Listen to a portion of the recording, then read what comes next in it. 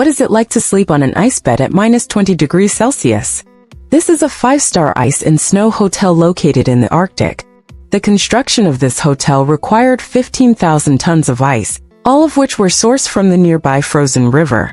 A 10-ton tractor tirelessly cut the ice blocks on the surface of the river, shaping them into 2-ton rectangular cubes.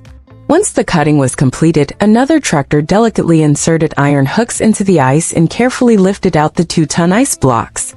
At this point, the ice surface was bustling with workers and the roadside was filled with internet celebrities and spectators who came to live stream the process.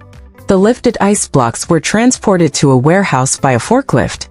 Although the ice here had a thickness of 1 meter, the workers had to be extremely cautious during the operation to avoid any mishaps that could cause the ice to crack and fall into the river. The lifted ice blocks required further processing. The workers used cutting machines to remove the top layer of snow and ice and then polish them to a smooth finish before placing them in a massive warehouse.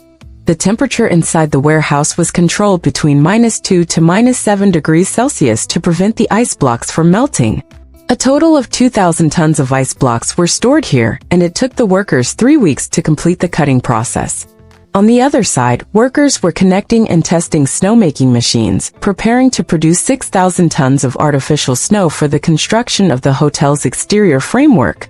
The density of this artificial snow was 6 times that of regular snow, making it more suitable for building the hotel's exterior structure.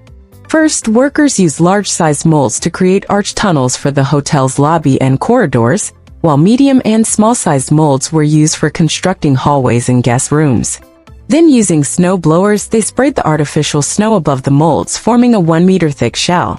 After a cold night, the snow and ice would solidify and harden.